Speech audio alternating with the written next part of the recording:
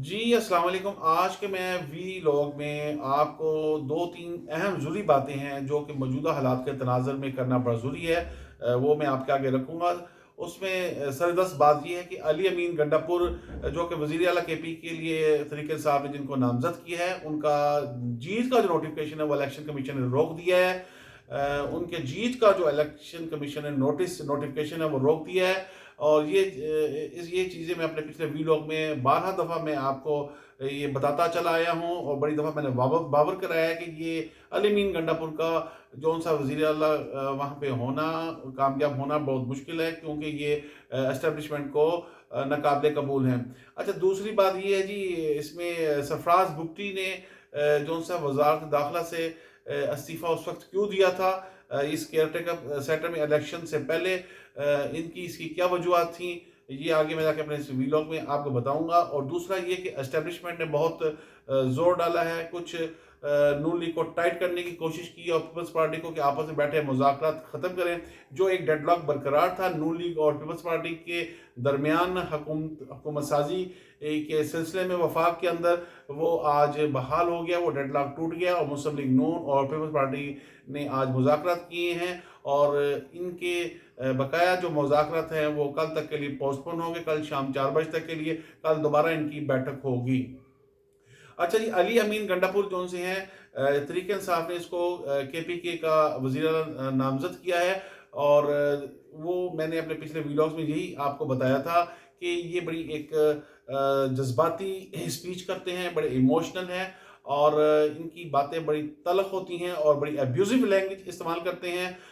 ان کے اندر صبر و تحمل اور بردباری کا کوئی معاملہ نہیں ہے، اور 9 مئی کے حوالے سے یہ اداروں کو مطلوب بھی ہیں اور ایبسکونڈر بھی ہیں۔ تو یہ کچھ اسباب ہیں جس کی وجہ سے اسٹیبلشمنٹ کے لیے یہ ناقابل قبول ہیں، اور یہ میں پچھلے ویلاگز میں 12 دفعہ آپ کو کہہ چکا ہوں کہ طریق انصاف کو مزید دوسرے کینڈیڈیٹ متبادل کے اوپر غور و فکر کرنا چاہیے، کیونکہ علی امین گنڈا پور بادی نظر میں ہمیں وزیر اعلیٰ کے پی کے بنتے ہوئے نظر نہیں آ رہے۔ تو بہرحال یہ اس معاملے کے لیے، ان کا راستہ روکنے کے لیے یہ پہلا قدم ہے جو یہ ہوا ہے کہ الیکشن کمیشن نے ان کا جیت کا نوٹیفکیشن روک لیا ہے۔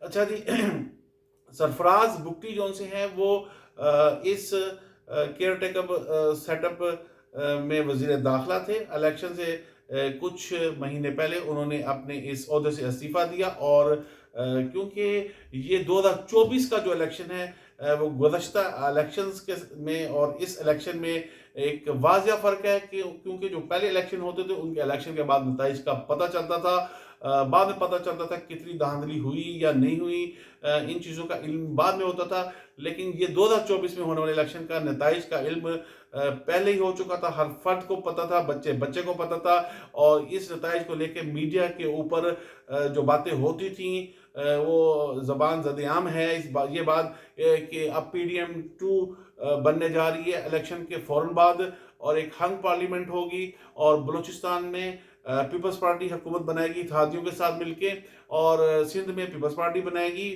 وفاق میں ہنگ پارلیمنٹ ہوگی اور نون لیگ کا وزیر اعظم ہوگا، اور پنجاب کے اندر بھی نون لیگ حکومت بنائے گی۔ یہ جو نتائج تھے، جو اقدار کی بندر بانٹ تھی وہ پہلے ہو چکی ہوئی تھی، اور یہی وجہ تھی ہم نے اس وقت بابسوخ ذرائع سے آپ کو بتایا تھا کہ سرفراز بگٹی نے اپنے عہدے سے استعفیٰ کیوں دیا۔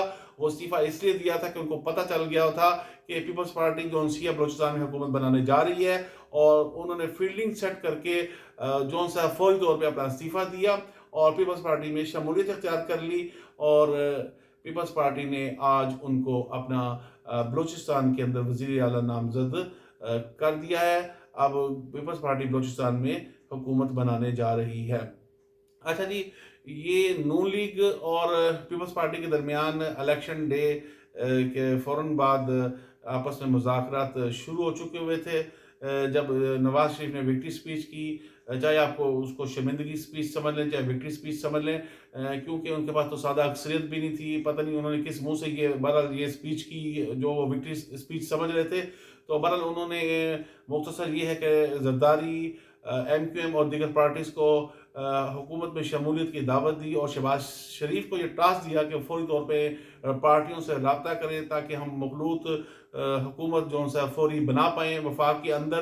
तो अभी नवाज शरीफ ये बात कर ही पाए थे, तो कुछ देर बाद जरदारी साहब जो सा फौरी तौर पे लाहौर पहुंचे और शहबाज शरीफ से उन्होंने मुलाकात की। और बज़ाहिर तो ये नज़र आ रहा था कि नून लीग और पीपल्स पार्टी फौरी तौर पर वफाक में हुकूमत बनाने जा रही है और इनको बहुत जल्दी है। और सिर्फ ये इलेक्शन के नताइज ही हाइल थे, इलेक्शन ही हाइल था, नहीं तो अदरवाइज़ ये जिस तरह नताइज पहले अयां हो चुके थे, हो सकता है ये इलेक्शन से पहले ही हुकूमत बना लेते। बहरहाल हारने के इतनी सीटें लेने के बाद भी यानी कि सादा अक्सरियत तो मिली नहीं ना किसी पार्टी को, तो उसके बावजूद भी विक्ट्री स्पीच कर डाली। और ये बड़े क्यूरियस थे to form the federal government with collision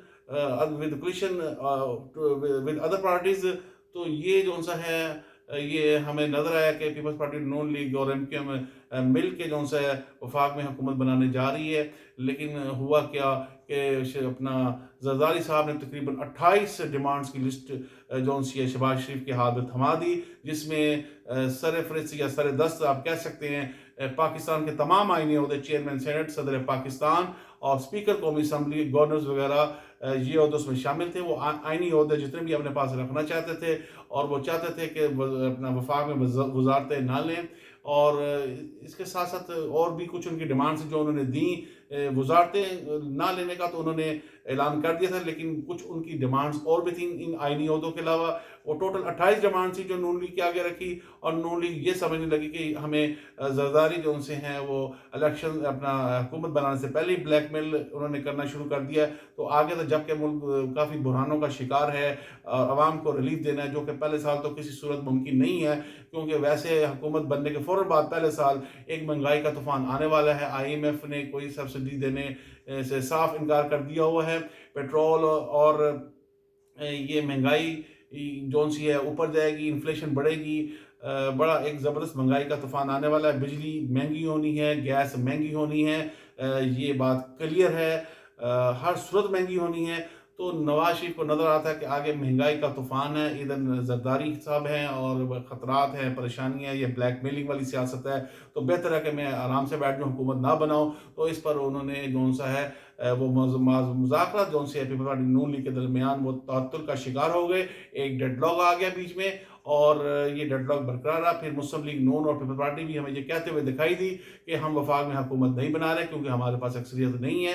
तो ये डेडलॉक कुछ दिन बरकरार रहा, लेकिन एस्टेब्लिशमेंट ने फ़ौरन मौके को देखा, मौके को परखा, जांचा उन्होंने, क्योंकि 29 फरवरी से पहले पहले जो सा है वो एक पार्लियामेंट का इजलास बुलाना ज़रूरी है। और क्योंकि एस्टेब्लिशमेंट के लिए कोई अचंभे की बात तो है नहीं थी, जो मतलूबा नताइज उनको चाहिए थे वो आ चुके हुए थे, जिस तरह की हुकूमत और एस्टेब्लिशमेंट ने बनवानी थी उसके मुताबिक नताइज आ चुके हुए थे। तो वो नताइज तो उसमें अब क्या मजीद रद्दोबदल होना था।